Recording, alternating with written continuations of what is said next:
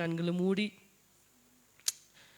நமக்கு ஏற்ற ரேமா இன்னைக்கு வெளிப்படும்படியாய் கர்த்தர் இந்த வாக்கு தத்துவத்தை இந்த மாதம் தந்திருக்கிறார்னா அதை கொண்டு கர்த்தர் என்ன பேச விரும்புகிறாரோ அந்த வார்த்தை நம்ம மத்தியிலே வெளிப்படும்படியாய் ஹல்லேலூயா ஹல்லேலூயா வார்த்தை உட்பிரவேசிக்க முடியாதபடி இருக்கிற எல்லா தடைகள் பலவீனங்கள் சோர்வுகள் மாறும்படியாய் ஹல்லேலூயா ஹல்லேலூயா ஹல்லேலூயா ஹல்லேலூயா ஹல்லேலூயா ரிஷபலரத கபலரதோ ரீத்தபலரதோ கபலரத சியோரி பக்கபலரத ரீபலரதோ கபலரத சியோரி பக்கபலரத ரீத்தபலரத கபலரத சியோரி பக்கபலரத செவிச்சினவுகள் மாறட்டும் இயேசுவின் நாமத்தினாலே இருதயங்களிலே விருத்த சேதனம் ஹல்லேலூயா ஹல்லேலூயா உடைய வார்த்தை உட்பிரவேசிக்க முடியாதபடி இருக்கிற எல்லா தடைகள் மாறட்டும் இயேசுவின் நாமத்தில் பலவீனங்களை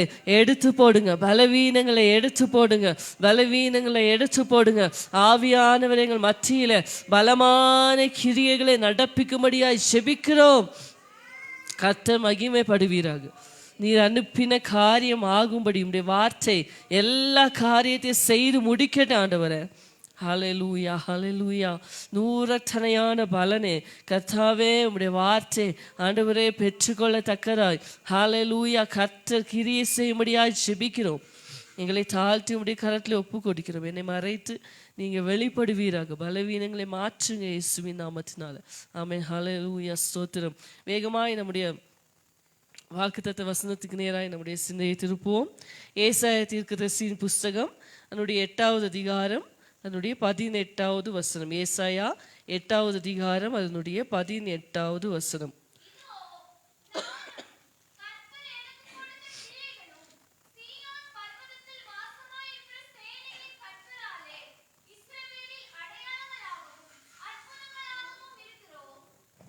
எல்லாரும் சேர்ந்து வாசிக்கலாமா பக்கம் 814வது பக்கம் வாசிக்கலாமா இதோ நானும்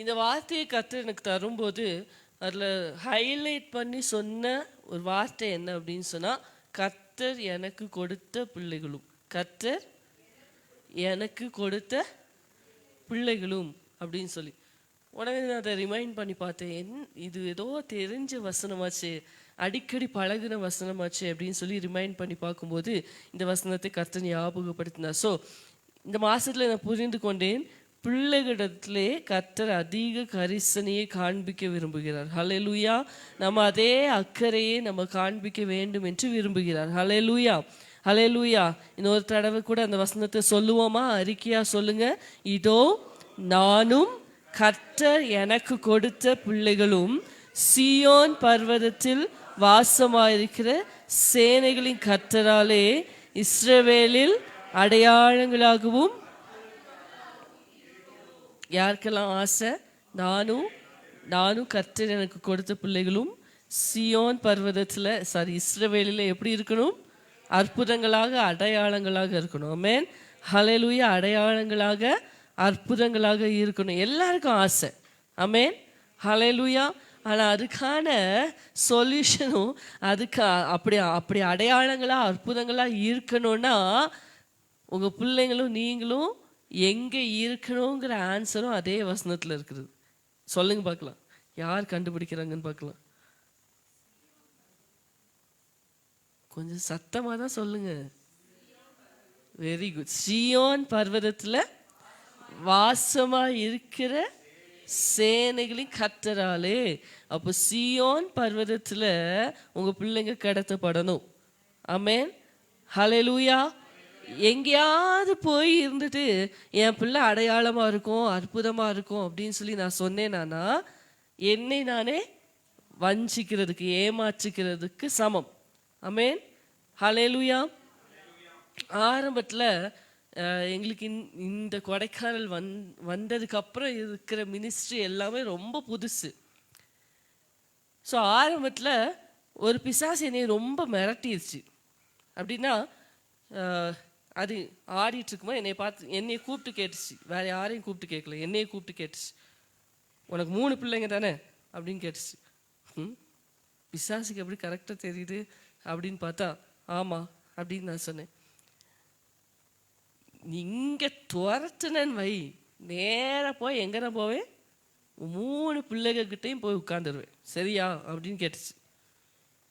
எனக்கு அது பயங்கர, அது எப்படி சொல்கிறது, ஒரு பக்கம் வருத்தம், அது எல்லாத்தையும் தாண்டி ஒரு மாதிரி ஒரு கோவத்தை எனக்குள்ளே உண்டு பண்ணுச்சு. என்ன அப்படின்னு சொன்னால், இந்த பிசாசு என்னைய பார்த்து என்ன சொல்லுது, நீ துரத்துனா அப்போ இந்த பிசாசு மிரட்டுற அளவுக்கு தான் நம்ம இருக்கிறோமா அப்படின்னு சொல்லிட்டு அன்னைக்கு ஏசப்பா கிட்ட போய் ஒரே சண்டை நைட்டெல்லாம். எப்படி அந்த பிசாசு என்னைய பார்த்து அப்படி சொல்லலாம்? அப்போது நாங்கள் உங்கள் ஊழியத்தை தானே செய்ய வந்திருக்கோம், உங்கள் வேலையை தானே ஆண்டவரே செய்கிறோம், அந்த பிசாசு என்னைய பார்த்து இப்படி சவால் விடுது, அப்போ எங்களுக்கான பாதுகாப்பு என்ன, எங்களுக்கான உத்தரவாதம் என்ன அப்படின்னு சொல்லி நைட் நல்லா ஆர்கியூ பண்ணிவிட்டு ஜெபிக்கவே இல்லை, நல்ல சண்டை தான், சரியா நல்ல சண்டை போட்டு நான் தூங்கிட்டேன். தூங்கிட்டு அப்போ இந்த பிள்ளைங்கள்லாம் ரொம்ப சின்ன பிள்ளைங்க, ஒரு 2 மணி அப்படிலாம் அடுத்து பால் குடிக்கிறதுக்கு அழுவாங்க. ஸோ அதே மாதிரி அந்த 2 மணிக்கு எனக்கு கரெக்டாக முழிப்பு வந்துடும். அப்படி நான் விழிக்கும் போதே என் இருதயத்துலேருந்து ஒரு சத்தம், என்ன சத்தம் அப்படின்னு சொன்னால், உன் மதில்கள் எனக்கு முன்பாக இருக்கிறது அப்படின்னு ஒரு சத்தம். எனக்கு புரியவே இல்லை. ஏன் அப்படின்னா, நான் அது வரைக்கும் நிறைய மெசேஜஸ் அதுக்கு முந்தின பகுதியில் தான் கேட்டிருக்கேன். என்னென்னா, உன்னை என்னுடைய உள்ளங்கைகளில் வரைந்திருக்கிறேன், அது வரைக்கும் தான் கேட்டிருக்கேன். ஆனால் இது எனக்கு ரொம்ப புதுசு. உன் மதில்கள் எப்போதும் எனக்கு முன் இருக்கிறது அப்படின்னு சொன்னால் அது எனக்கு புரியவே இல்லை. உடனே நான் ரொம்ப நேரம் அது என்னதுன்னு யோசிச்சு கூகுளில் போய் சர்ச் பண்ணிடுவோமா அதுக்கான மீனிங் என்ன அப்படின்னு சொல்லி நான் போய் கூகுள் எடுக்கிறதுக்கு மொபைல் எடுக்கிறேன். அப்போ எனக்குள்ளே ஒரு வைராக்கியம், இந்த வசனத்தை தந்தது யாரு? ஆவியானவர். அப்போ இதுக்கான விளக்கத்தை யார் தான் சொல்லித்தரணும்? ஆவியானவர் தான் சொல்லித்தரணும் அப்படின்னு சொல்லிட்டு பிள்ளைகளை நான் தூங்க வச்சுட்டு மறுபடியும் ஒரு சின்ன ஜபம், எனக்கு ரொம்ப டயர்ட், ஒரு சின்ன ஜபம், ஆண்டவரே நான் காலையில் எந்திரிக்கும் போதே நீங்கள் எனக்கு இதுக்குள்ள அர்த்தத்தையும் சொல்லி தந்துடணும் அப்படின்னு சொல்லிட்டு நான் தூங்கிட்டேன். காலையில் எந்திரிச்சதுலேருந்து அன்னைக்கு நைட்டு தூங்க போகிறது வரைக்கும் எனக்குள்ள ஒரு பிரசங்கமே ஓடிக்கிட்டே இருக்குது. எனக்கு ஞாபகத்துக்கு தெரிஞ்சால் நான் இங்கேயும் அதை மெசேஜை கொடுத்துருப்பேன். அப்போ எனக்கு ஆண்டவர் ஒரு காரியத்தை புரிய வைத்தார்.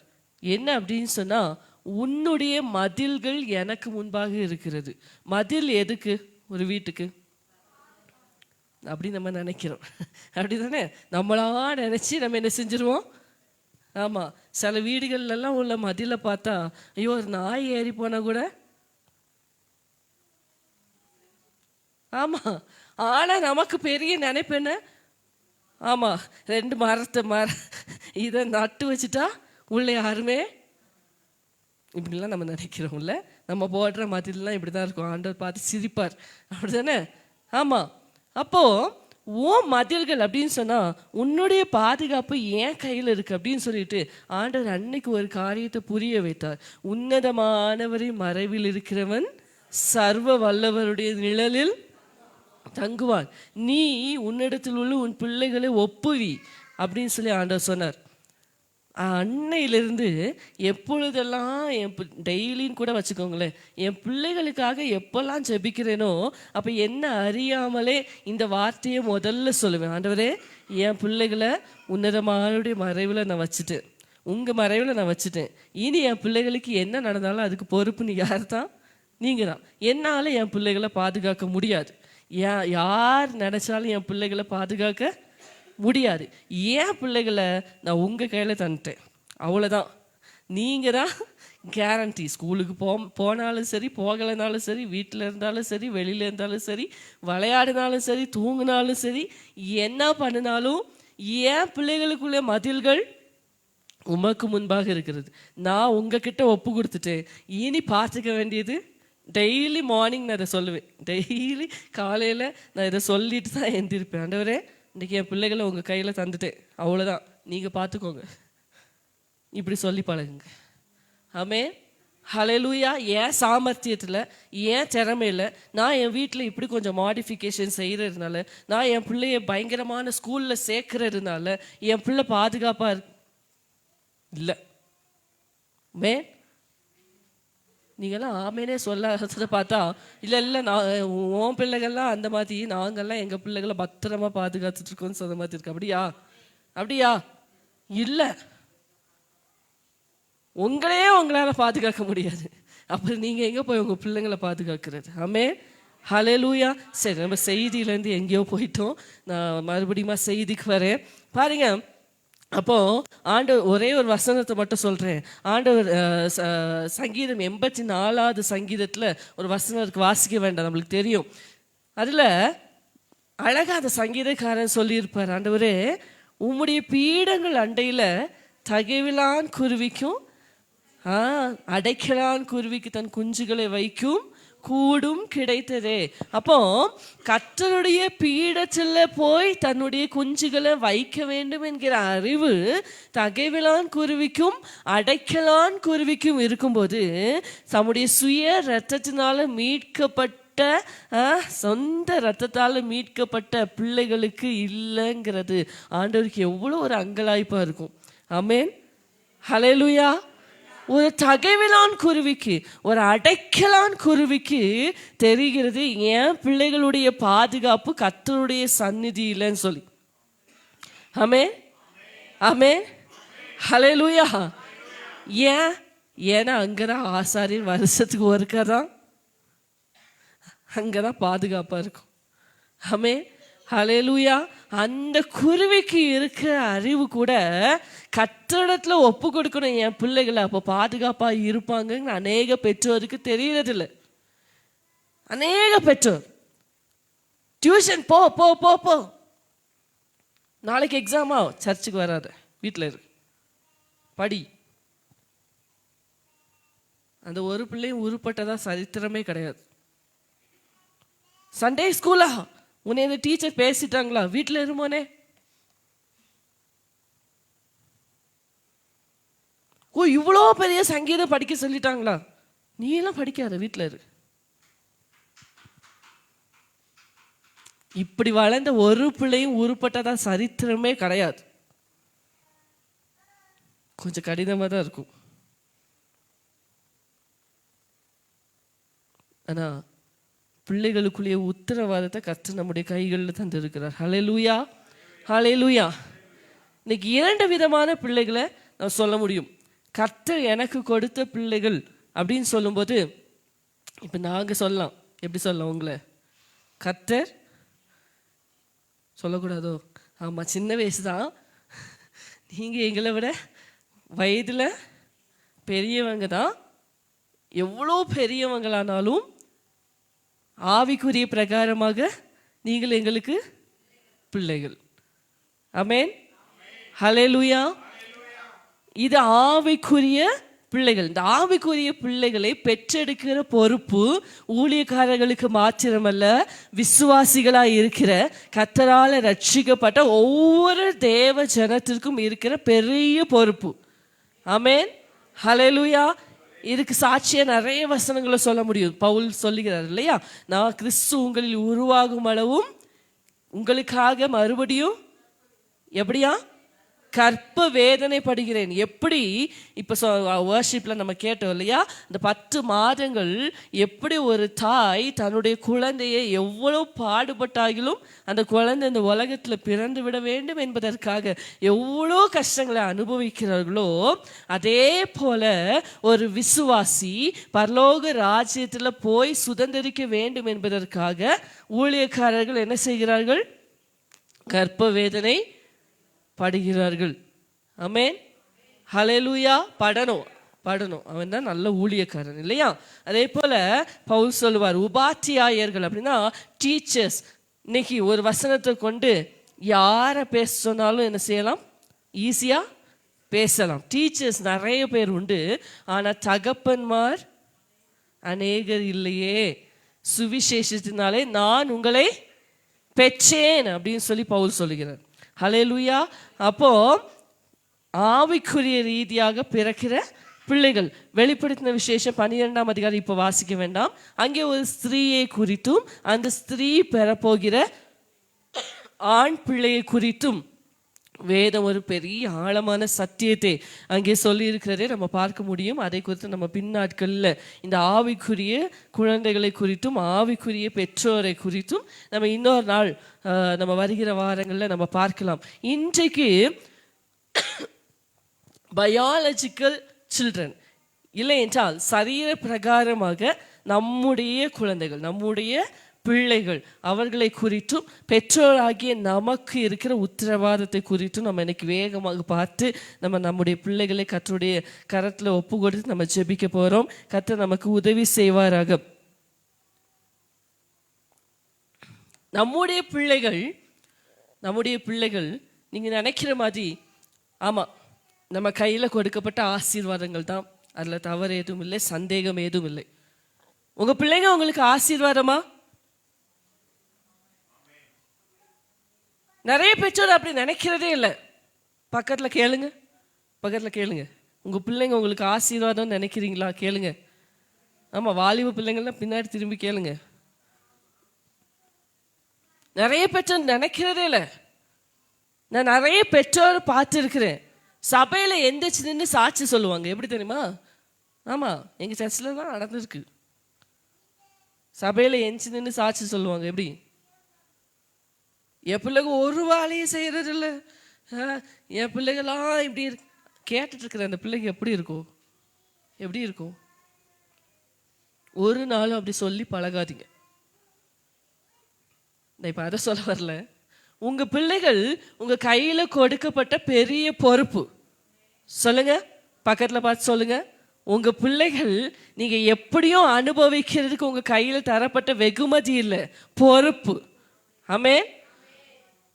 நீங்கள் நினைக்கிறீங்களோ உங்கள் திறமையினாலையும் உங்கள் சாமர்த்தியத்தினாலும் உங்கள் பலனாலையும் குழந்தைகளை பெற்றெடுத்தீங்கன்னு நினைக்கிறீங்களா? இன்னைக்கு அநேகருக்கு அந்த அந்த அந்த கிஃப்ட் கொடுக்கப்படலை. அநேகர் குழந்தையை பெற்றெடுத்தும் வளர்க்க முடியல. பிரசவத்திலேயே இறந்து போன எத்தனை தாய்மார் உண்டு. குழந்தை வயிற்றுல இருக்கும் போதே இறந்து போன எத்தனை கர்ப்பிணிகள் உண்டு. இந்த குழந்தை இந்த உலகத்தை பார்க்கறதுக்கு முன்னாடியே மரித்து போன எத்தனையோ தகப்பன்மார் உண்டு. உங்க பிள்ளைய இத்தனை வயசு வரைக்கும் வளர்க்கறதுக்கு கர்த்தர் உங்களுக்கு அனுமதியை தந்திருக்கிறார்னா அது உங்க கையில கொடுக்கப்பட்ட பெரிய பொறுப்பு. ஆமென். ஹல்லேலூயா, ஹல்லேலூயா. அந்த பிள்ளைய எத்தனையோ பெற்றோர் குழந்தைய பெற்றெடுத்து வளர்க்க சூழ்நிலை இல்லாமல் அனாதை ஆசிரமங்களில் ஒப்படைச்சிட்டு குப்பை தொட்டில் வீசிட்டு போன கதையெல்லாம் கேட்டிருக்கிறோம். உங்கள் பிள்ளைகளை ஆண்டவர் உங்களுக்கு தந்தது மாத்திரம் இல்லாமல் வளர்க்கக்கூடிய சூழ்நிலையும் அமைச்சு தந்திருக்கிறார்னா அசால்ட்டா விட்டுறதுக்கு இல்லை. அது உங்க கையில கொடுக்கப்பட்ட பெரிய பொறுப்பு. அந்த பிள்ளைகளை நீங்க இஸ்ரவேலில் அடையாளங்களா அற்புதங்களா மாற்ற வேண்டியது உங்களுடைய பொறுப்பு. ஹல்லேலூயா, ஹல்லேலூயா.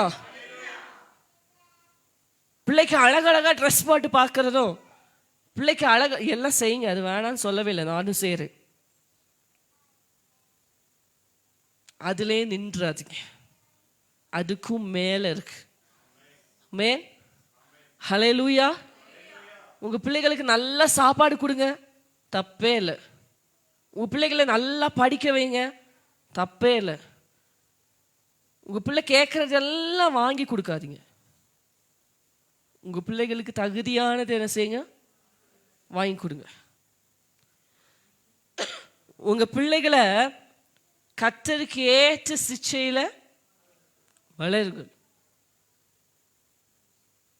எங்கள் பெற்றோர் எங்களை வளர்த்துனாங்க, நாங்களும் அழுதுருக்கோம். டெய்லி பைபிள் படிக்கணுமா, டெய்லி வசனம் மனப்பாடம் பண்ணி சொல்லணும் எங்கள் வீட்டில். நான் எங்கள் மம்மியை வச்சுட்டு தான் பேசுகிறேன். அழுதுருக்கோம், நாங்களும் அழுதுருக்கோம் சின்ன பிள்ளையில. டெய்லி ஏன் இப்படி பாடுபடுத்துறீங்க, விட்டதே கிடையாது. இன்னைக்கு நான் சொல்லுவேன், அப்போ படித்த வசனம் தான் இப்போ இருக்குது. இப்போ எத்தனையோ வசனங்களை நானும் மனப்பாடம் பண்ணி பார்க்குறேன். இன்னைக்கு பண்ண மாதிரி இருக்கும், நாளைக்கு கேட்டால் தெரியாது எனக்கு. ஏன் சொல்லுங்க, போன வருஷம் நம்ம ஒய்எஃப்சி காம்படிஷனுக்கு படித்த நீதிமொழிகள் ஞாபகம் இருக்கு இல்லை? ஆனால் சின்ன வயசில் படித்த வசனம் ஞாபகம் இருக்கா இல்லையா? அதனால தான் பிள்ளையானவனை நடத்த வேண்டிய வழியில் நடத்து. சிறு பிள்ளைங்களே நடத்துங்க. வளர்ந்ததுக்கு அப்புறம் பார்த்துக்கலாம்னா வளர்ந்ததுக்கு அப்புறம் நீங்கள் பார்க்கவே முடியாது. அதை குறித்து நம்ம வேகமாக பார்க்க போகிறோம். முதலாவதாக உங்கள் பிள்ளைகளுக்காக நீங்கள் செய்ய வேண்டியது என்ன அப்படின்னு சொன்னால், முதல்ல என்ன செய்யணும் சொல்லுங்க பார்க்கலாம். சத்தமாக சொல்லுங்க. ஜெபியுங்கள். Pray for your children. இன்னைக்கு நம்ம 5P பார்க்க போகிறோம். சரியா? குறித்து வைத்துக் கொள்ளுங்கள். முதலாவதாக pray for your children. Stand in the gap for your children. திறப்புல நில்லுங்க. உங்க பிள்ளைகளுக்காக திறப்புல நில்லுங்க. திறப்பில நிற்கிற பெற்றோர் உண்டானா அந்த பிள்ளைகளுடைய சரித்திரம் எழுதப்படுவது நிச்சயம். ஹல்லேலூயா. நீங்க இந்த உலகத்தில் அதிகமாய் சாதித்த பெரிய ஊழியக்காரர்களுடைய அந்த சரித்திரங்கள் எல்லாம் வாசிச்சு பாருங்க. யாரோ ஒரு பெற்றோர், அவங்க அம்மாவோ அப்பாவோ இல்லை 2 பேரோ அந்த பிள்ளைகளுக்காக அதிகமாக சின்ன பிள்ளைலேருந்தே செபித்து இருப்பாங்க. கேட்டிருக்கீங்களா? எத்தனை சாட்சிகளை கேட்க முடியும், எத்தனை சாட்சிகளை கேட்க முடியும். உங்கள் பிள்ளைகளுக்கான கணக்கை உங்கள் கையில் தான் ஆண்டவர் கேட்பார். உங்கள் கையில் தான் கேட்பார். உங்கள் கையில் தான் கேட்பார். உங்கள் பிள்ளைகளுக்காக திறப்பில் நிற்க தவறினீர்கள் என்றால் ஒரு நாள் உங்கள் பிள்ளைகளுடைய வாழ்க்கை அழியிறதை பார்த்து நீங்கள் அழ வேண்டியது வரும். அன்னைக்கு உங்களுக்கு இறக்கம் கிடைக்காது. நிற்க வேண்டிய நாளில் நில்லுங்க. நிற்க வேண்டிய சமயத்தில் நில்லுங்கள். ஹல்லேலூயா. வேதத்தில் ஜெபித்து வாங்கப்பட்ட பிள்ளைகள் தான் சாமுவேலும் யோவான் ஸ்நானனும். பாருங்க, எவ்வளோ ஒரு வல்லமையான தீர்க்கதரிசிகள். ஆமென். உங்கள் பிள்ளைகளுக்காக ஜெபிக்கிறீங்களா? உங்கள் பிள்ளைகளுக்காக ஜெபிக்கிறீங்களா? உங்கள் பிள்ளைகளுக்காக நீங்கள் ஜெபித்தீங்கன்னா நிச்சயமாக சொல்ல முடியும், நாளைக்கு உங்கள் பிள்ளைங்க பயங்கரமான உலகத்தை கலக்குகிறவர்களாக வருவாங்க. இன்னைக்கு உங்கள் பிள்ளைங்க எப்படி இருக்காங்கன்னெலாம் பார்த்து அதை வச்சுலாம் எடை போடாதீங்க. உங்கள் ஜெபம் அத்தனை வல்லமை உள்ளது. உங்கள் ஜெபம் பவர்ஃபுல் வெப்பன். ஆமென். ஹல்லேலூயா. அரண்களை நிர்மூலமாக்கத்தக்க தேவ பலம் உங்களுடைய ஜெபம். அந்த போராயுதத்தை எடுங்க. சும்மா உங்கள் பிள்ளைகளுக்காக உட்கார்ந்து அழாதீங்க, ஒரு பிரயோஜனம் இல்லை. ஆமென். ஆண்டவரே அழ சொன்னார் இல்லையா? ஆண்டவர் சிலுவையை தூக்கிட்டு போகும்போது எருசலேமின் ஸ்திரீகள் எல்லாம் சூழ்ந்து நின்று என்ன செஞ்சாங்களாம்? அழுதாங்களாம். ஆண்டவர் என்ன சொன்னார்? ஆண்டவர் சொன்னாரா, ஐயோ பாவம் பாரு, எனக்கு என் மேலே எவ்வளோ பாசம், நல்லா அழுங்க அப்படி சொன்னாரா? என்ன சொன்னார்? எருசலேமின் குமாரத்திகளே, நீங்கள் எனக்காக அழாமல் உங்களுக்காகவும் உங்கள் பிள்ளைகளுக்காகவும் அழுங்கள் சொன்னாரா? அழுங்க. சும்மா அதுக்கு சொல்லி உங்க பிள்ளைகளுக்காக மற்ற மனுஷரிடத்துல போய் அழாதீங்க. சர்ச்சில் ஒவ்வொருத்தரையா கூப்பிட்டு சிஸ்டர் வாங்க, என் பிள்ளை இப்படி இப்படிலாம் நீங்கள் அழ வேண்டிய அவசியமே கிடையாது. யார்கிட்ட அழணுமோ அவர்கிட்ட அழுங்க. யார்கிட்ட உங்கள் கண்ணீர் வீணாகாதோ அங்கே போய் உங்கள் கண்ணீரை சிந்துங்க. வீணா ஏன் எல்லா மனுஷர்கிட்டே போய் சொல்லிட்டு இருக்கீங்க? உங்கள் மேலே சிம்பத்தி கிரியேட் பண்ணணும்னு நினைக்கிறீங்களா? கண்டிப்பாக நடக்காது. அவன் உங்களை பற்றி இன்னொருத்தர்கிட்ட சொல்லிட்டு போவான். எந்த துருத்தியில சேர்க்கணுமோ அங்கதான் சேர்க்கணும். ஆமென். நான் சொல்லியிருக்கேன், நான் கல்யாணத்துக்கு முன்னாடி ஒரு வேலையை எங்கள் வீட்டில் செஞ்சதே இல்லை. ஒரு வேலை செஞ்சது இல்லை.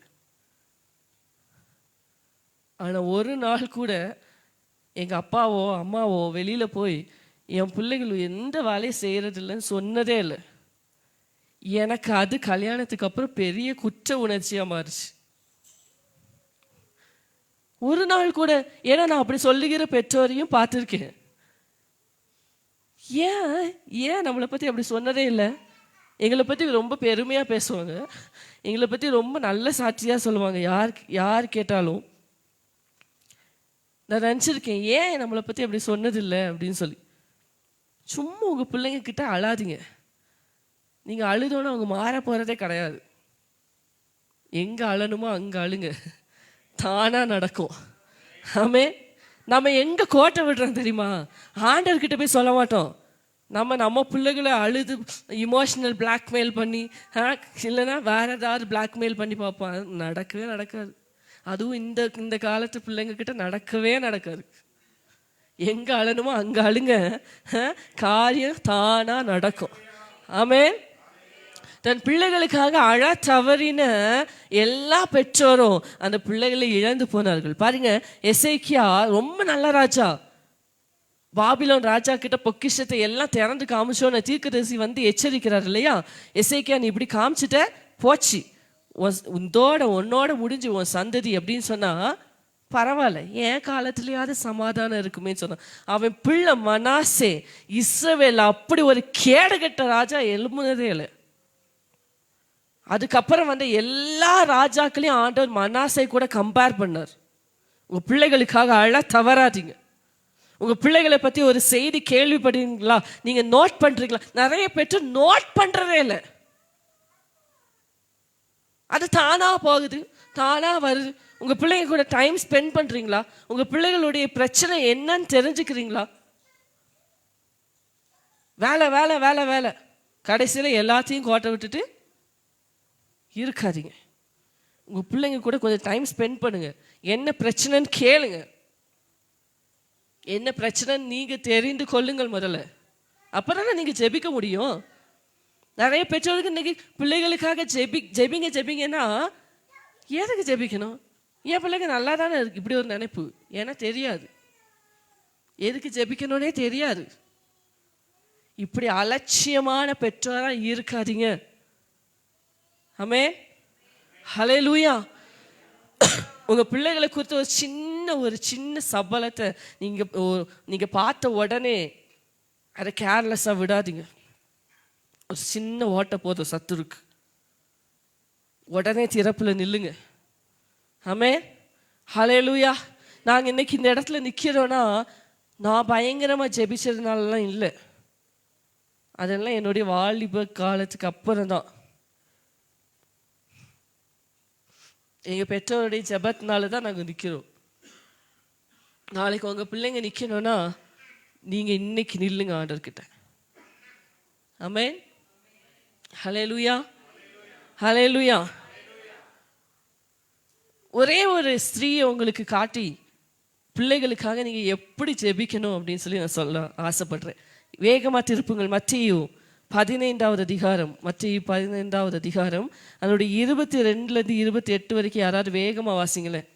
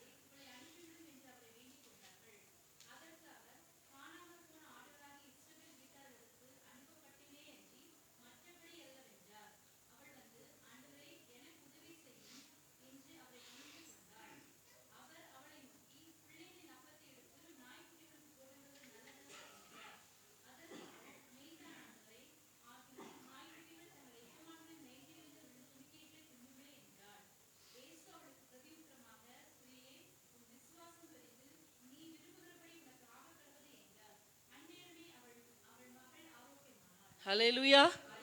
பிள்ளைகளுக்காக எப்படி ஜெபிக்கணும்னா இவ்வளவு மாதிரி ஜெபிக்கணும். நம்ம இன்னைக்கு செய்ய தவறுகிறது இதுதான். இந்த ஸ்திரீ ஒரு கானானிய ஸ்திரீ. அவள் இயேசுவை குறித்து கேள்விப்பட்டு வருகிறாள். ஏன்னா அவளுக்கு ஒரு பிரச்சனை. அவளுடைய பிள்ளை வந்து பிசாசினால கொடிய வேதனை பட்டு கொண்டு இருக்கிறாள். இயேசுவிடத்தில் இந்த ஸ்திரீ வருகிறாள். இந்த கானானிய ஸ்திரீ வந்து என்ன ஜெபம் பண்ணுகிறாள்? ஆண்டவரே, என் மகள் பிசாசினால கொடிய வேதனைப்படுகிறாள் அப்படின்னு சொல்லி கூப்பிடுறாள். ஆண்டவர் உடனே ரிப்ளை கொடுத்துட்டாரா? இன்னைக்கு நம்மளுக்கு என்னன்னா, நான் வந்து ஜெபிப்பேன், ஆண்டவர் உடனே என்ன செஞ்சிடணும்? கேட்டுறணும். இது எப்படி தான் இருக்கு? சும்மா சொல்லி வைப்போம். எப்படி நம்ம கடன் கேட்போம், பார்த்துருக்கீங்களா? கடன் கேட்கும்போது என்ன செய்வோம்? 4 இடத்துல சொல்லி வைப்போம். யாராவது இப்படி தான் நம்ம ஆண்டவர் வச்சிருக்கிறோம். சொல்லி பார்ப்போம், செஞ்சா செய்யட்டுமே. இல்லை, ஆண்டவர் ஒரு வார்த்தையும் ரிப்ளை பண்ணல. அவளை பார்த்து இறக்கும், சீஷர்களுக்கு கூட இறக்கும். ஆண்டவரை இப்படி கூப்பிடுறாளே, இவளுக்கு ஏதாவது சொல்லி அனுப்பிவிடுங்க ஆண்டவரே அப்படின்னு சொல்லி சீஷர்கள் ரெக்கமெண்ட் பண்றாங்க. அப்போ ஆண்டவர் என்ன சொல்றாரு? நான் இஸ்ரவேல் வீட்டாரிடத்துக்கு தான் அனுப்பப்பட்டேனே தவிர இவங்களுக்கெல்லாம் இல்லை. விட்டாளா? மறுபடியும் வந்து கேட்குறான். ஆண்டவர் ஒரு கடினமான வார்த்தையை சொல்றாரு. இல்லைம்மா, பிள்ளைகளுக்குரிய அப்பத்தை எடுத்து, நம்மளுக்கெல்லாம் எவ்வளோ ஈகோ கிளாஷ் ஆகும்ல.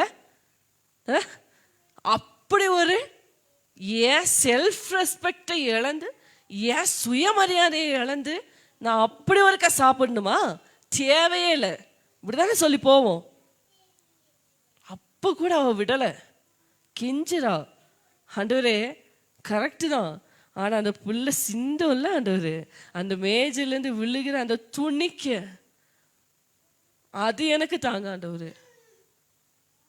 நான் நினைக்கிறேன் ஆண்டவர் அந்த இடத்துல அழுது இருப்பார்ல. ஸ்ரீய, உன் விசுவாசம் பெரிது. இஸ்ரவேலருக்குள்ள கூட இப்படி ஒரு விசுவாசத்தை நான் பார்க்கலையேப்பா அப்படின்னு சொல்லி ஆண்டவர் அவளை அவ்வளவு மெச்சு கொள்கிறார். ஜெபிக்கிறதுல கானானிய ஸ்ரீயை போல இருங்க. யாருக்காக ஜெபிக்கிறதுல? யாருக்காக ஜெபிக்கிறதுல? யாருக்காக ஜெபிக்கிறதுல? இன்னைக்கு நம்ம கெஞ்ச போறோம், உங்க பிள்ளைகளுக்காக கெஞ்ச போறோம். யார மாதிரி? கானானிய ஸ்ரீயை போல. ஆமென். ஹல்லேலூயா, ஹல்லேலூயா, ஹல்லேலூயா. இரண்டாவதாக செகண்ட் பி என்ன அப்படின்னு சொன்னா, preach the word of God to your children. ஆண்டவருடைய வார்த்தையை குறித்து உங்க பிள்ளைகளோட பேசிக்கொண்டே இருங்க. சும்மா அந்த கதை, இந்த கதை, அடுத்த வீட்டு கதை, இதெல்லாம் பேசாதீங்க. நீங்க என்ன பேசிட்டு இருக்கீங்களோ அதுதான் உங்க பிள்ளைகளுக்குள்ள என்ன செய்யும்? அதிகமா ஆண்டவரை குறித்து பேசுங்க, ஆண்டவருடைய வசனங்களை குறித்து பேசுங்க. இது கட்டளை தெரியுமா? உபாகமம் 11வது அதிகாரம் 18 20 வரைக்கும் ஆண்டவர் சொல்லியிருக்கிறார் இல்லையா? இந்த நியாயப்பிரமாண புஸ்தகத்தின் வார்த்தை முதல்ல ஒன்றை விட்டு பிரியக்கூடாது, உனக்குள்ளே இருக்கணும். உனக்குள்ளே இருக்கிறது மட்டும் இல்லை, இதை குறித்து நீ உன் பிள்ளைகளுக்கு எப்பெல்லாம் பேசணுமா? உட்கார்ந்து இருக்கிற போதும், எழுந்திருக்கிற போதும், படுக்கிற போதும், வழியில் நடக்கிற போதும், எப்பெல்லாம். அப்படின்னா என்ன அர்த்தம்? எப்பவுமே ஆண்டவருடைய வார்த்தைய பேசு, ஆண்டவருக்குரிய காரியங்களை பேசு. ஆண்டவர் சொல்லியிருக்கிறார் இல்லையா? இந்த வசனத்தை வாசிங்க. ஏசாயா 59வது அதிகாரம் அதனுடைய 21வது வசனத்தை வாசிங்க. ஏசாயா 59வது அதிகாரம் அதனுடைய 21வது வசனம். உன்மேல் இருக்கிற என் ஆவியும் நான் உன் வாயில் அருளிய என் வார்த்தைகளும் இது முதல் என்றென்றைக்கும், நல்லா வாசிட்டீங்களா? உன் வாயிலிருந்தும் உன் சந்ததியின் வாயிலிருந்தும் உன் சந்ததியினுடைய சந்ததியின் வாயிலிருந்தும்.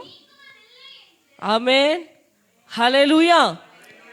இன்னைக்கு அநேக பெற்றோருக்கு இதை குறித்து ஒரு கவலையும் கிடையாது. எனக்கு அபிஷேகம் வேணும், எனக்கு வரங்கள் வேணும், எனக்கு வாக்குத்தத்தம் வேணும், எனக்கு வார்த்தை வேணும். உன் பிள்ளைக்கு அவன் வளர்ந்து அவன் தானா கேட்டுக்குவான். அப்படியா? அவன் தானா கேட்டுக்க. இந்த வாக்குத்தத்தத்தை உரிமை கோரி செபிங்க. ஆண்டவரே, எனக்கு இருக்கிற அபிஷேகம் என் பிள்ளைக்கு வரட்டும். வேணாமா? எல்லா வாக்குத்தத்தமானது உங்களுக்கும் உங்களுக்கு மட்டும் இல்லை, உங்க பிள்ளைகளுக்கும் சேர்த்துதான். ஆமென், ஆமென், ஹல்லேலூயா, ஹல்லேலூயா. ஆபிரகாமை குறித்து நம்ம போன வாரமே பார்த்தோம், அதனால நம்ம வாசிக்க வேண்டாம். ஆபிரகாமை குறித்து கர்த்தர் சாட்சி கொடுத்தாரு இல்லையா? ஆபிரகாமுக்கு நான் ஒன்னையும் மறைக்க மாட்டேன். ஏன் அப்படின்னா ஆபிரகாம் என்ன செய்வான்? தன்னுடைய பிள்ளைகளுக்கும் தன்னுடைய வீட்டார் எல்லாருக்கும் கர்த்தருடைய வார்த்தைப்படி நடவுங்கள், நீதி நியாயங்களை காத்து நடவுங்கள்னு போதிப்பான். குறிச்சு வச்சுக்கோங்க, வீட்டில் போய் வாசிங்க. ஆதியாகமம் 18வது அதிகாரம் 18-19 வசனங்கள். இப்படிப்பட்ட சாட்சியை எத்தனை பெற்றோரை குறித்து ஆண்டவர் கொடுக்க முடியும்? யோசிச்சு பாருங்க. உங்க பிள்ளைகளுக்கு சொல்லி தரீங்களா? சொல்லி தரீங்களா? சொல்லித்தாங்க. ஆமே. ஏலி இதை செய்ய தவறினார். 1 சாமுவேல் 2வது அதிகாரம் 12வது வசனம். அந்த அதிகாரமே ஒரு பெரிய பிரசங்கங்க. என்னால் இவ்வளோ சீக்கிரமெல்லாம் அதை சொல்லிட்டு போக முடியாது. ஆனால் அந்த ஒரே ஒரு வசனத்தை வாசிங்க.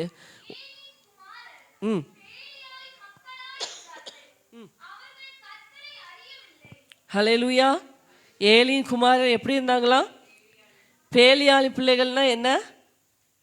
பிசாசு. யாருக்கெல்லாம் உங்க பிள்ளைங்க பிசாசா இருக்கணும் கை தூக்குங்க. யாருமே சொல்ல மாட்டோம் இல்லையா? ஆனா ஏலி அது பாஸ்டரோட பையனானாலும் அவன் பர்சனலா கர்த்தரை அறியலைன்னா அவன் அப்படிதான் இருப்பான். ஆமே. பெற்றோரே, நான் என்ன குறித்து நான் சொல்ல முடியும்? நான் பிறந்து வளர்ந்தது எல்லாமே ஆவிக்குரிய சபையில். எங்கள் சர்ச்சில் ஜெபம் பண்ணுங்கன்னு சொல்லி முடிக்கிறதுக்குள்ளாடி நான் தான் ஜெபம் பண்ணுவேன். பிரசங்கத்துக்கு வசனம் நான் தான் வாசிப்பேன். சண்டே ஸ்கூல் ஊழியமும் பண்ணேன், விபிஎஸ் ஊழியமும் பண்ணேன், கிடைக்கிற எல்லா ஊழியமும் பண்ணேன். ஆனால் நான் பர்சனலாக ஆண்டவரை தெரிஞ்சுக்கிட்டது எப்போ தெரியுமா? நான் காலேஜ் ஃபஸ்ட் இயர் படிக்கும்போது. 2-3 நாளைக்கு முன்னாடி நம்ம சபையில் உள்ள ஒரு விசுவாசி சொன்னாங்க, ஒரு சிஸ்டர் சொன்னாங்க, நானும் பிறந்து வளர்ந்தது எல்லாமே ஆவிக்குரிய சபையில் தான், ஆனால் நான் ரட்சிக்கப்பட்டது எப்போன்னு கேட்டால் 2 வருஷத்துக்கு முன்னாடின்னு சொல்லுவேன் அப்படின்னு சொன்னாங்க. இன்னைக்கு உங்கள் பிள்ளைங்க சர்ச்சில் வந்து பாட்டு பாடுறதுனாலையோ கை தட்டுறதுனாலையோ அப்படியே வந்து மெசேஜை கேட்கறதுனாலையோ சண்டே ஸ்கூல் வர்றதுனாலையோ அவங்க ரட்சிக்கப்பட்டுட்டாங்கன்னு அர்த்தமே கிடையாது. அவங்க பர்சனலாக ஆண்டவரை தெரிஞ்சுக்கிட்டாங்கன்னு அர்த்தமே கிடையாது. ஏன்னா அவங்க அறிய வேண்டிய வயசுல அறியலை. ஏலியினுடைய குமாரர் கர்த்தரை அறியவில்லை. அப்படின்னா என்ன அர்த்தம்? ஏலியே, நீ ஒரு பாஸ்டரா இருக்கலாம், நீ ஒரு பிரதான ஆசாரியனா இருக்கலாம், நீ 30 வருஷம் விசுவாசியா இருக்கலாம், 40 வருஷம் விசுவாசியா இருக்கலாம். ஆனா உன் பிள்ளைக்கு சின்ன வயதுல இருந்தே ஆண்டவரை சொல்லி கொடுக்க மறந்துட்ட ஏலியே. இன்னைக்கு நிறைய பாஸ்டர்ஸோட பிள்ளைங்க தான் கேட்குறாங்களாம், who is God, where is God, யார் கடவுள், எங்க இருக்காரு? நான் இங்கிருந்து பலிபீடத்துலேருந்து பேசிட்டு போகலாம், சூப்பர், நீங்களும் கை தட்டிட்டு போயிடுவீங்க. ஆனால் நான் என் பிள்ளைக்கு நான் கற்றுக் கொடுக்கலன்னா அவனை நான் இழந்துருவேன். என் பிள்ளைக்கு யார் ஆண்டவன் சொல்லி, நீங்கள் சேனை பார்க்குறீங்கல்ல, அவனுக்கு இப்போ தான் 6 வயசு ஆச்சு. ஆனால் அவன் 3-4 வயசுல என்கிட்ட கேட்டான், எப்படி ஏசப்பா இருக்கார் நீ சொல்ற, எங்க உள்ள இருக்காரு, எப்படி போனார், எல்லாம் கேட்டான். இன்னைக்குள்ள காலம் அப்படி இருக்கிறது. உங்க பிள்ளைகளுக்கு ஆண்டவரை சொல்லி சொல்லி சொல்லி சொல்லி வளர்த்துங்க.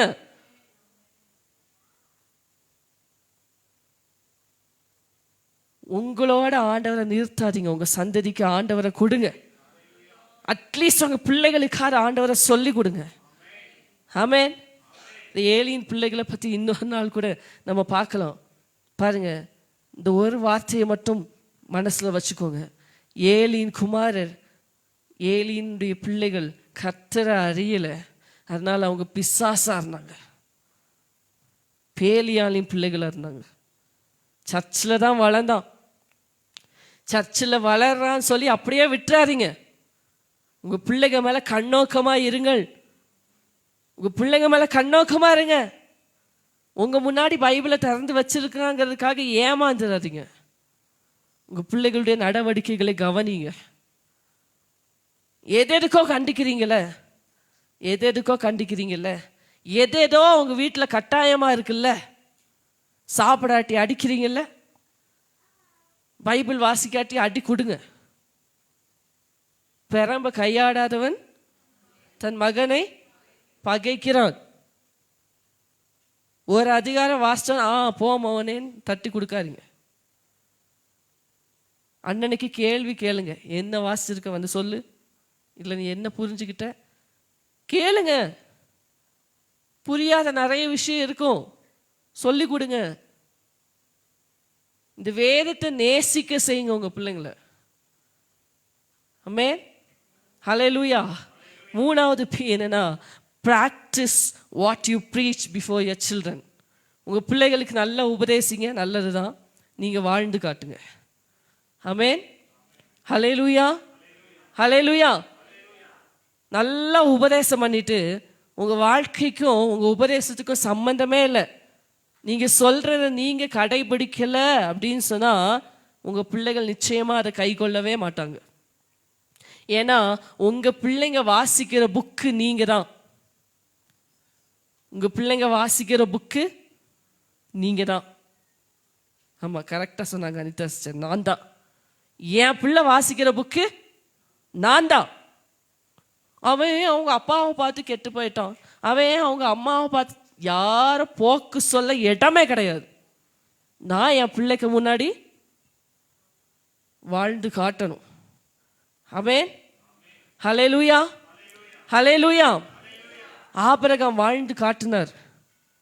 எப்படிங்க ஈசாக்கு அங்க போய் கேட்டார், தகன பலிக்கு ஆட்டுக்குட்டி எங்கன்னு எப்படி கேட்டாரு? ஏன்னா ஈசாக்குக்கு முன்னாடியே தெரியும், வலி செலுத்த ஆட்டுக்குட்டி தேவைன்னு தெரியும். எத்தனை தடவை அவன் விறக தூக்கிட்டு போயிருப்பான்.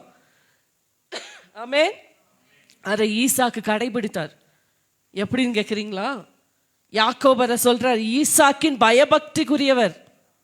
ஆண்டவர் ஆபிரகாமை குறித்து சாட்சி கொடுத்தார், நீ தேவனுக்கு பயப்படுகிறவன் என்று இதனால் நான் அறிந்து கொண்டேன். ஆபிரகாம் தேவனுக்கு பயப்படுகிறவன். அதை பார்த்து வளர்ந்த ஈசாக்கு, ஆமென், ஈசாக்குக்கு தேவன் பயபக்திக்குரியவர். உங்க பிள்ளைகள் உங்களை குறித்து இப்படி சாட்சி சொல்ல முடியுமா? எனக்கு ஆண்டவர் தந்த அருமையான ஆவிக்குரிய பெற்றோருக்காக ஆண்டவருக்கு நான் அதிகமாக நிறைய நேரம் நான் நன்றி சொல்லுவேன்.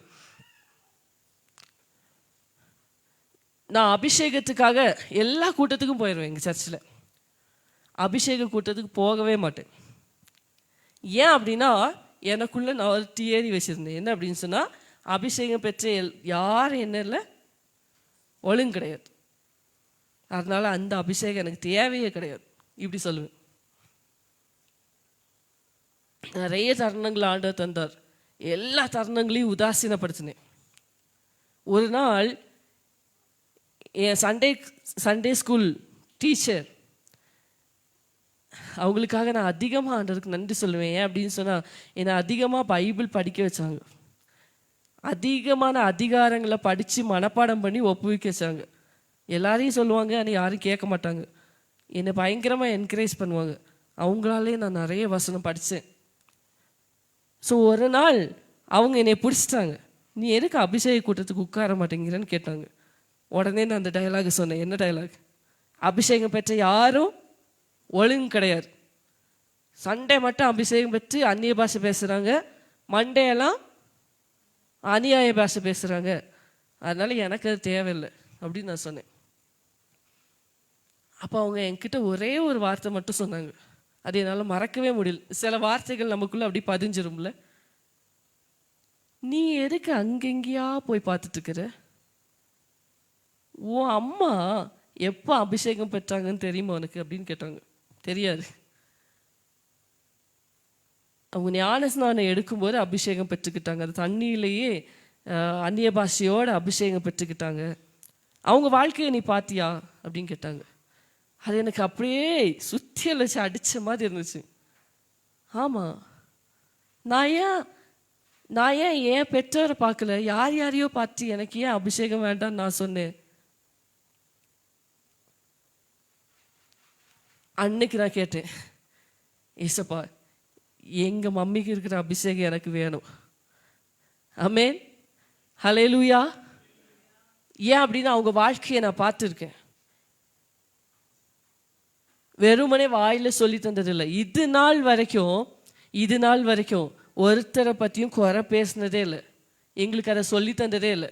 பக்கத்து வீட்டில் நடந்திருக்கோம், பயங்கரமான சம்பவம் நடந்திருக்கும், எங்களுக்கு மட்டும் தெரியாது. ஏன்னா எங்களுக்கு அதை சொல்லி தந்து வளர்த்துனதே இல்லை. நாங்கள் கேட்போம், ஏன் பக்கத்து வீட்டில் நடந்த விஷயத்த கூட சொல்ல மாட்டீங்களா, அது நமக்கு தேவையில்லை அப்படின்னு சொல்லுவாங்க. சில நேரம் யாராவது அவங்கள ரொம்ப காயப்படுத்துகிற மாதிரி ரொம்ப பேசுவாங்க. எங்களுக்கு அப்போ ரத்தம் இல்லை, திருப்பி நாலு அடிச்சுட்டு வந்துடலாம் அப்படின்னு தோணும். பேசாமல் வருவாங்க. எங்களுக்கு பயங்கர கோபமாக வரும். வீட்டில் போய் கேட்போம், சரி ஒரு வார்த்தை உங்களுக்கு திருப்பி பேச தெரியாதா அப்படின்னு கேட்போம். ஒரே ஒரு ஆன்சர் சொல்லுவாங்க, கணக்கு கேட்கிறவர் கர்த்தர், எனக்கான நியாயத்தையும் எனக்கான நீதியையும் வெளிப்பட பண்ணுகிறவர் கர்த்தர், பழி வாங்குறது எனக்குரியதில்லைன்னு சொல்லுவாங்க. இப்படி ஒவ்வொன்றையா பார்த்து வளர்ந்தோம். அன்னைக்கு என் சண்டே ஸ்கூல் டீச்சர் சொல்லும்போது எனக்கு அது நினைவு வந்துச்சு. ஆமாம் ஏசப்பா, நான் ஏன் இதை பார்க்க தவறிட்டேன், எனக்கு அந்த அபிஷேகம் இப்போவே வேணும்னு கேட்க ஆரம்பித்தேன்.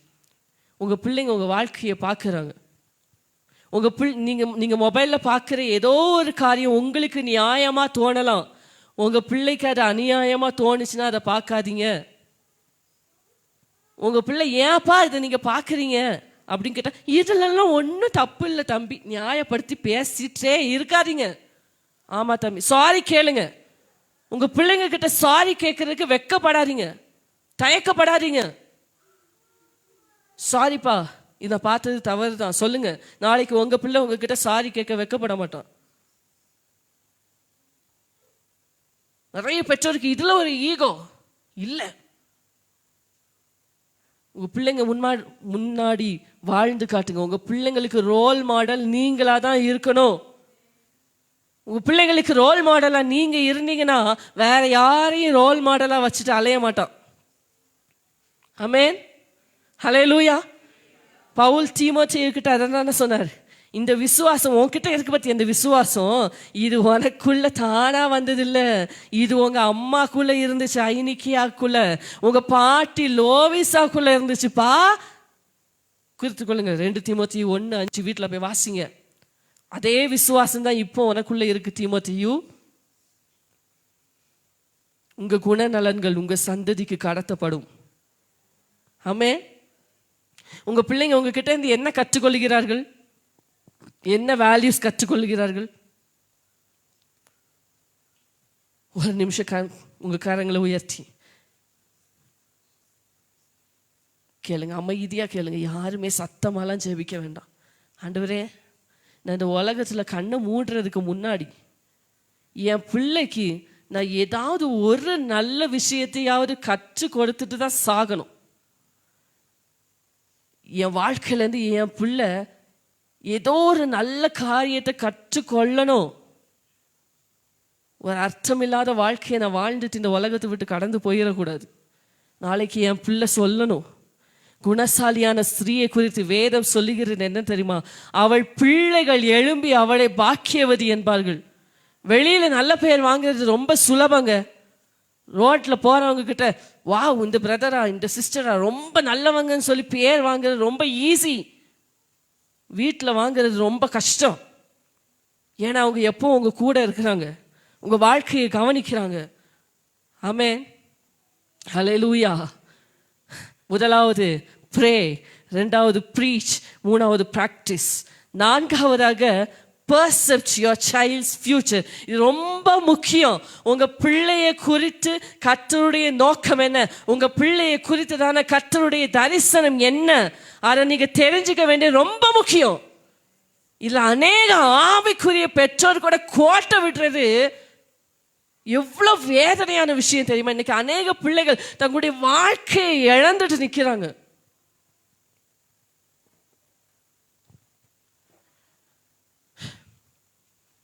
இன்னைக்கு நான் உங்கள் ஒவ்வொருவர்த்தையும் எழுப்பி உங்கள் பிள்ளையை குறித்த ஆண்டவருடைய நோக்கம் என்னன்னு கேட்டால் உங்களால் சொல்ல முடியுமா? நமக்கு நல்லா தெரியும், நம்மளோட ஃபேவரைட் சாங் அப்படி தானே பாடிடுவோமா? எல்லாரும் ஒரு மாதிரி ஒரு இதில் என்னை பார்த்துருக்கீங்க. பயனற்ற எதையுமே தேவன் படைக்க மாட்டாரே, உன்னை அவர் படைத்தார்.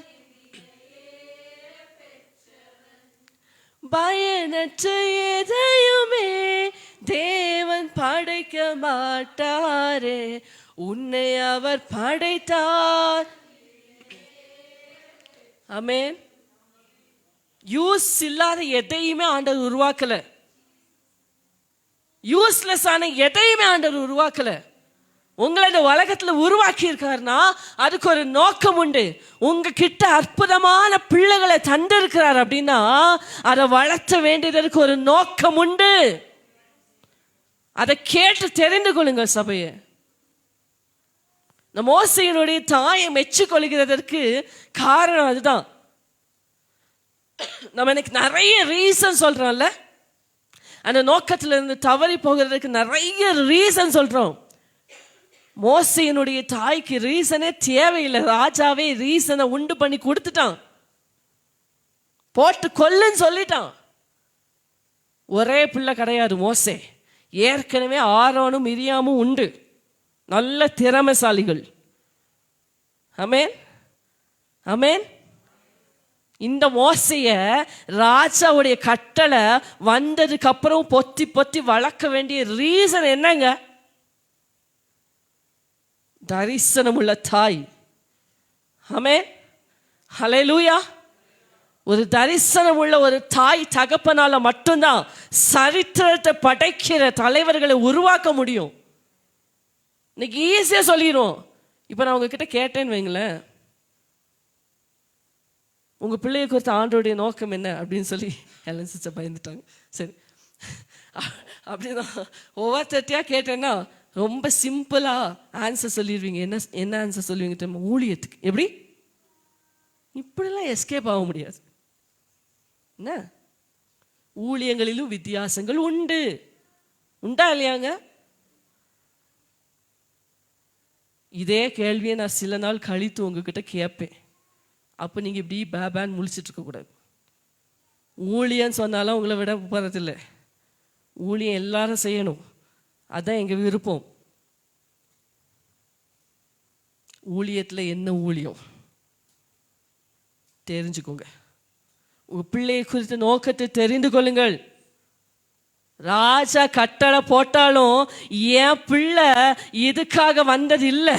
என் பிள்ளை தான் நாளைக்கு இந்த இஸ்ரவேலுடைய சரித்திரத்தை மாற்றி எழுத போகிற தலைவன் என்கிற ஒரு தூர தரிசனம் உள்ள யோகபெத் என்னும் ஒரு தாய் இந்த கூட்டத்தில் இருப்பாள் என்றால்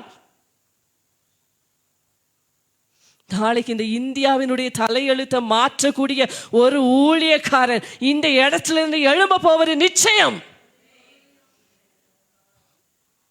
ஹல்லேலூயா ஹல்லேலூயா. பார்வோனுடைய அரமனையில வளர்ந்தாலும் பாலூட்ட போகும்போதெல்லாம் நான் விசுவாசிக்கிறேன், அந்த மோசையினுடைய தாய், மகனே நீ எகிப்துக்கு உரியவன் அல்ல, நீ இந்த பார்வோன் அரண்மனைக்கு உரியவன் அல்ல, நீ ஒரு யூத இனத்தை சேர்ந்தவன், நீ ஒரு இஸ்ரவேலன் என்பதை சொல்லி சொல்லி சொல்லி வளர்த்திருப்பாள் இந்த யோகபெத். எப்படிங்க அரண்மனையில வளர்ந்தவன் அந்த அரண்மனையினுடைய சந்தோஷம் வேண்டாம் என்று சொல்லி இஸ்ரவேலுக்காக நிற்க முடியும்? யாருங்க சொல்லி கொடுத்துருப்பா? பார்வோன் அரண்மனையில் இந்த தாய் தானங்க சொல்லி கொடுத்துருக்க முடியும். பெரிய பொறுப்பு, பெரிய பொறுப்பு, பெரிய உத்தரவாதம் உங்க தலைமையில இருக்கிறதுங்கிறத மறந்துடாதீங்க. எனக்கு ஆகாரினுடைய அந்த முந்தைய பகுதியை பார்த்துக்கும் போதெல்லாம் எனக்கு அப்படியே எங்க ஊர் பாஷையில் சொல்லணும்னா ரொம்ப வெப்ராளமா அப்படின்னு சொல்லுவாங்க. இந்த ஊர்ல என்ன பாஷை சொல்வீங்க?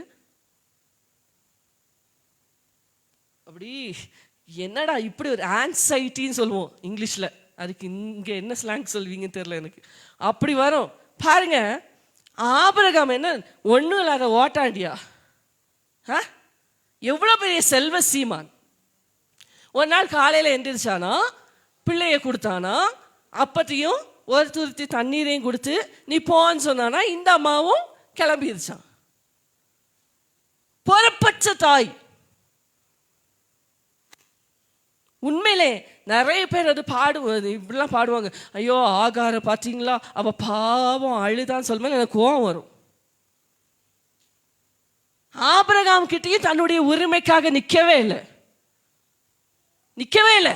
ஏன் உன் பிள்ளை தானே, உனக்கு இருக்கிற சொத்துல பாதியை கூடுன்னு சொல்லியிருந்தா எவ்வளவு சூப்பரா இஸ்மவேலை வளர்த்திருக்க முடியும்.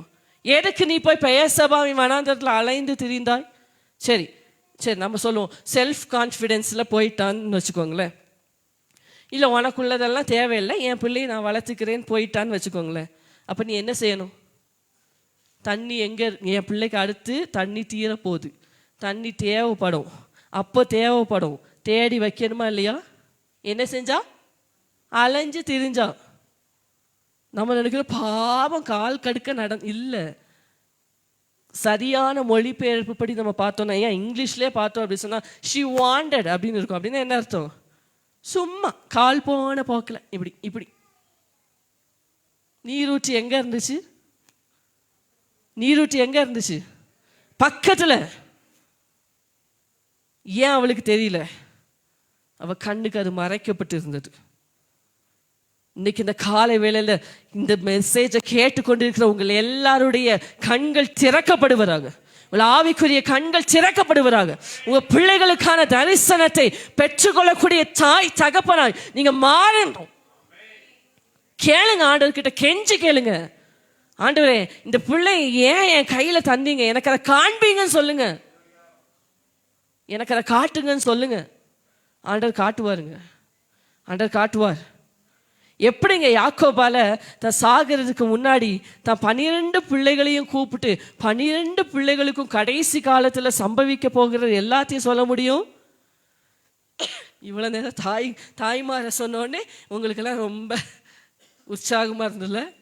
தகப்பன்மாரே, உங்களுக்காக தான் யாக்கோபு எடுத்து சொன்னேன். எப்படி சொல்ல முடியும்? எப்படி சொல்ல முடியும்? தான் பிள்ளையை குறித்த தரிசனம் ஒரு தாய்க்கும் தேவை, ஒரு தகப்பனுக்கும் தேவை. தரிசனம் உள்ள பெற்றோரால தான் தரிசனம் உள்ள பிள்ளைகளை உருவாக்க முடியும். ஆமென். ஹல்லேலூயா, ஹல்லேலூயா, ஹல்லேலூயா. கடைசி ஒரு 5 நிமிஷம் எடுத்துக்கட்டுமா? டைம் தாண்டிடுச்சு. ஒரு 5 நிமிஷம் நான் முடிச்சிடுறேன். கடைசி பி மட்டும் சொல்லிடுறேன். Point at the will of God. முதல்ல என்ன சொன்னேன்? 4வதா என்ன சொன்னேன்? உங்க பிள்ளைகளை குறித்த கர்த்தருடைய சித்தத்தை என்னன்னு தெரிஞ்சுக்கோங்கன்னு சொன்னேன். இப்போ தெரிஞ்சுக்கிட்டீங்களா? தெரிஞ்சுக்கிட்டீங்கன்னா அதுக்கேற்ற மாதிரி வளர்க்கணும். எப்படி வளர்க்கணும்? அதுக்கேற்ற மாதிரி. ஃபார் எக்ஸாம்பிள், இப்போ உங்க பிள்ளை பாஸ்டர் ஆகணும் அப்படின்னு சொல்லி கர்த்தருடைய சித்தம்னு உங்களுக்கு தெரியுதுன்னு வச்சுக்கோங்க. சரியா? என்ன செய்யணும்? கொண்டு போய் ஸ்கூலில் சேர்க்கணும். ஸ்கூலில் சேர்த்து நல்லா படிக்குதான்னு பார்க்கணும். தப்பி தவறி பிள்ளை நல்லா படிச்சிருச்சுன்னா என்ன செஞ்சிடணும்? அப்படியே டாக்டராவோ என்ஜினியராவோ கலெக்டராவோ ஆக்கிடணும். அப்புறம் ஆண்டவர்கிட்டவே மறைவாக ஒரு விண்ணப்பம் பண்ணிடணும். ஏசப்பா, எனக்கு இன்னொரு பிள்ளை இருக்குல்ல, அது கொஞ்சம் படிக்க மாட்டேங்குது பார்த்துக்கோங்க, அது கொஞ்சம் சுமார், அந்த பிள்ளைய இப்படி யாராவது மைண்ட்ல நினைச்சிட்டு இருக்கீங்க?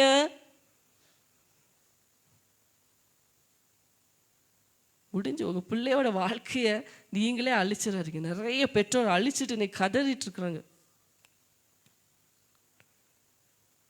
பெஸ்ட் ஆண்டவர் கொடுங்க. உங்க பிள்ளை ஊழியத்துக்கு நீ எதுக்கு படிக்க போற கேட்காதீங்க. எவ்வளவு படிக்க வைக்க முடியுமோ படிக்க வைங்க. எவ்வளவு தாளந்துகளை அந்த பிள்ளைகளுக்கு சம்பாதித்து கொடுக்க முடியுமோ கொடுங்க. இப்பத்துல இருந்தே அந்த தரிசனத்துல சொல்லி சொல்லி சொல்லி சொல்லி சொல்லி வளர்த்துங்க. நான் எனக்கு சொல்லிட்டே இருப்பேன், அவனும் திருப்பி சொல்லிட்டே இருப்பேன், இல்லை இல்லை நான் போலீஸ் தான் ஆவேன்னு சொல்லுவான். நான் இல்லை இல்லை நீ இப்படிதான் ஆவேன் நான் சொல்லிட்டே இருப்பேன்.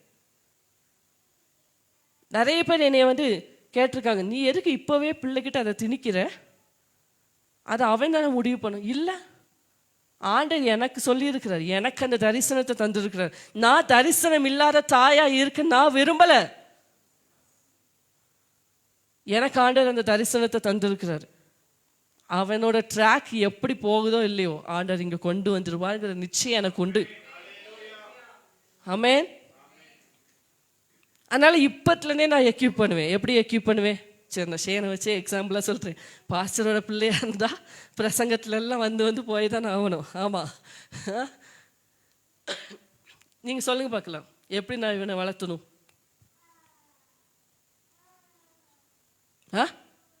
இப்பத்துலேருந்தே அவனுக்கு என்ன விதைக்கணும்? வசனம் விதைக்கணும். அப்புறம்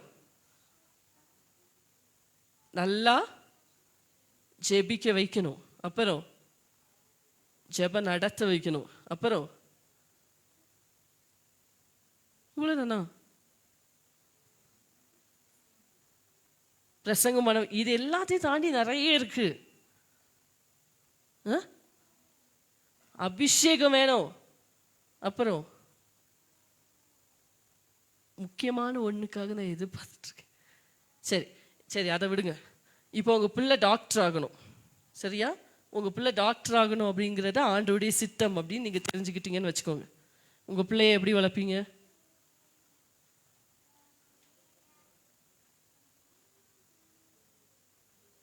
அதுக்குள்ள காரியங்களை எல்லாம் வாங்கி கொடுப்பீங்க, அதுக்குள்ள நாலேஜ் எல்லாம் வந்து கொடுப்பீங்க. இப்பெல்லாம் நீட் எக்ஸாம் எழுதணும், ஸோ இப்பத்துலேருந்தே ப்ரிப்பரேஷன் கொடுப்பீங்க, எல்லாம் ஓகே தான்.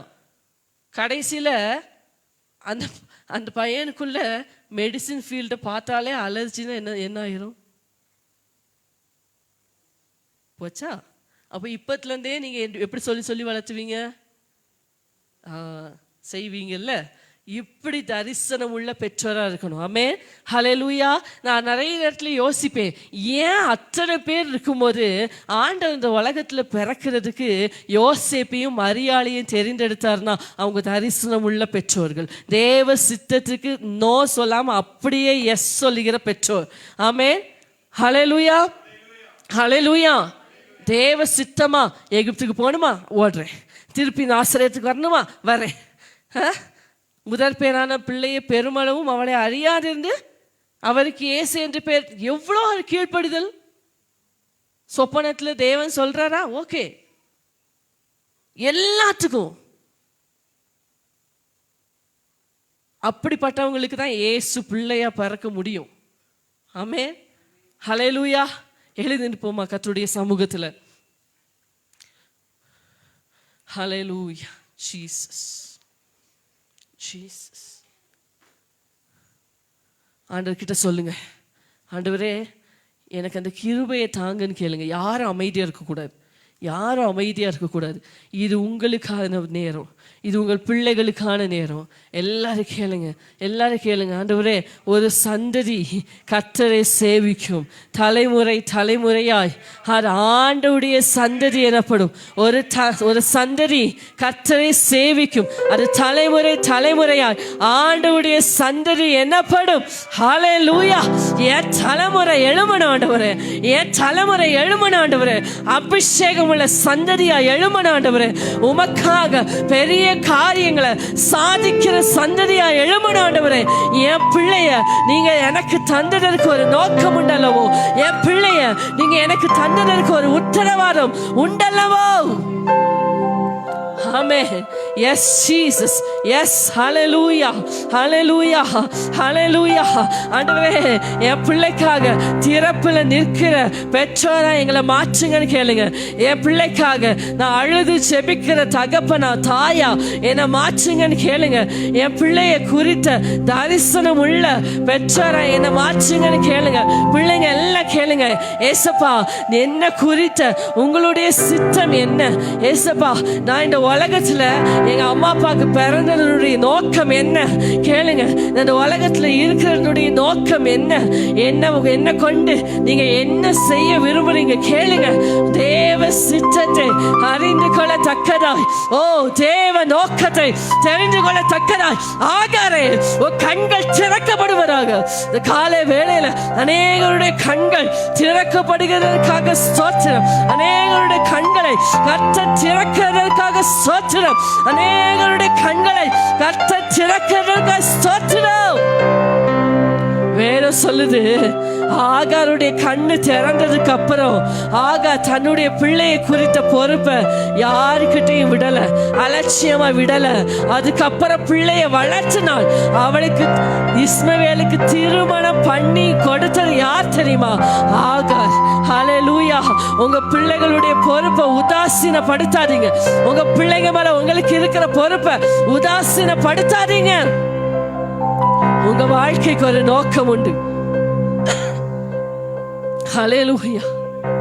எத்தனையோ பெற்றோர் தங்க பிள்ளைகளை வளர்க்க முடியாம சின்ன வயசுலேயே மறித்து போய் இருக்கும்போது இன்னைக்கும் நம்மளை ஜீவனோட வைத்திருக்கிறார்னா, இன்னைக்கும் நம்ம பிள்ளைகளை வளர்த்த நம்ம கையில கொடுத்திருக்கிறார்னா, மோசேயினுடைய தாயை போல உங்களுக்கும் ஒரு பொறுப்பு உண்டு. யோகபெத்துகளே, அம்ராம்களே, உங்களுக்கான ஒரு பொறுப்பு உண்டு. நாளைக்கு ஒரு தலைவன் உங்களிலிருந்து எழும்ப போகிறான். நாளைக்கு ஒரு தலைவன் உங்களிலிருந்து எழுப்பப்பட போகிறான். ஓ ஷபலரத கபலரத ரீதலரத கபலரத ரீஷபலபரபபபப கபலபரப ரீதலரத கபலரத சியோரிப கபலரத ரீதபலபரத கபலரத. கேளுங்க கேளுங்க, யாரும் அமைதியா இருக்காதீங்க. என் மேல இருக்கிற அபிஷேகம், என் மேல இருக்கிற அபிஷேகம், என் பிள்ளைக தலை மேல, என் மேல இருக்கிற அபிஷேகம் என் பிள்ளைக தலை மேல, என் பேர பிள்ளைகளுடைய தலை மேல இறங்கட்டும். கேளுங்க.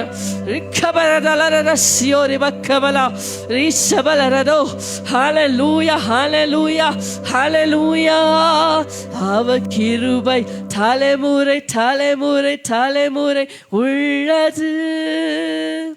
அவர் கிருபை தலைமுறை தலைமுறை தலைமுறை உள்ளது. ஆமென். அவருடைய கிருபை ஆயிரம் ஆயிரம் ஆயிரம் தலைமுறைக்கு தொடருகிற கர்த்தருடைய கிருபை. ஹல்லேலூயா, ஹல்லேலூயா, ஹல்லேலூயா, ஹல்லேலூயா. உங்க பிள்ளைகளை விட மாட்டாருங்க. உங்க பிள்ளைகளை கர்த்தருடைய சமூகத்துல வைத்து பாருங்க, கர்த்தருடைய பீடத்துல வைத்து பாருங்க, கர்த்தருடைய பீடத்துல வைத்து பாருங்க. கர்த்தருடைய பீடத்துல வைக்கப்பட்ட ஒரு பிள்ளையோ அழிக்கப்படுவதில்லை, அழிக்கப்படுவதில்லை.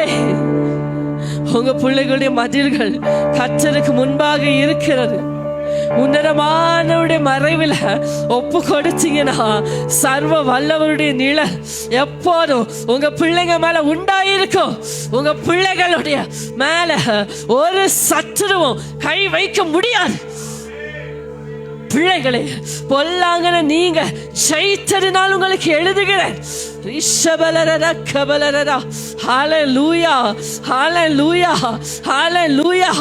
ஒரு பொல்லாங்கோ உங்க பிள்ளைகளை தொடர முடியாது. ஒரு ஆபத்தும் உங்க பிள்ளைகளை தொடர முடியாது.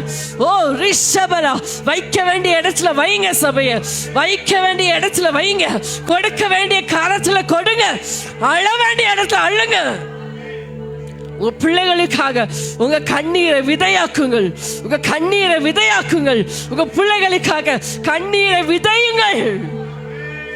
உங்க பிள்ளைகளுக்காக நீங்க அழுகிற ஒவ்வொரு கண்ணீரும் கர்த்தருடைய சமூகத்துல நினைக்கப்படும். சாமுவேலுக்காக அன்னாள் அழுத கண்ணீர் நினைக்கப்பட்டது. ஹல்லேலூயா, ஹல்லேலூயா. சாமுவேல்களை கர்த்தர் எழும்ப பண்ணுவது நிச்சயம். பிதாக்களுடைய இருதயத்தை பிள்ளைகளுக்கு திருப்பத்தக்கதாக யோவான் ஸ்நானங்களை கர்த்தர் எழுப்ப போகிறது நிச்சயம். ஜீசஸ். தகப்பனே, உமக்கு ஸ்தோத்திரம். ஆண்டவரே, இரக்கம் நிறைந்தவரே, உமக்கு ஸ்தோத்திரம். ஹல்லேலூயா. ஆண்டவரே, நாங்கள் பிள்ளைகளுக்காக திறப்பிலே நிற்கிறவர்களாக, அவர்களுக்காக ஜெபிக்கிறவர்களாக, அவருடைய ஃபியூச்சரை அறிந்தவர்களாக, அதற்கு நேராக அவர்களை வழி நடத்துவர்களாக எங்களை மாற்றுவீராகப்பா. ஸ்தோத்திரம் ஆண்டவரே.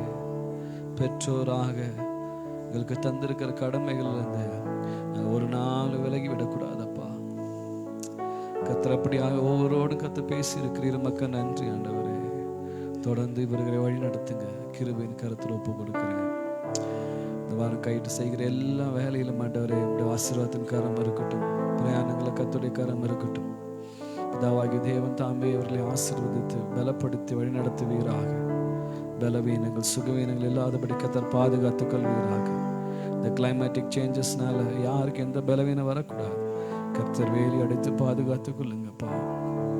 நல்ல ஆசீர்வாதத்தை கொடுங்க, தேவையான பணத்தை கொடுங்க. யாருக்கிட்டையும் கையேந்தி நிற்கிற அளவுக்கு கர்த்தர் நிறுத்தாதீங்கப்பா. உம்மிடத்திலிருந்து பெற்றுக்கொள்ள, உம்மிடத்திலிருந்து அந்த ஆசீர்வாதத்தின் கரத்தை அடையத்தக்கதாக நாங்கள் தகுதியுள்ளவர்களாக மாற கர்த்தர் கிருபை செய்யுங்க. ஒவ்வொருடைய பரிசுத்த கருத்தில் ஒப்பு கொடுக்குறோம். அந்த ஒவ்வொருவரையும் ஆசீர்வதிங்க ஆண்டவரே.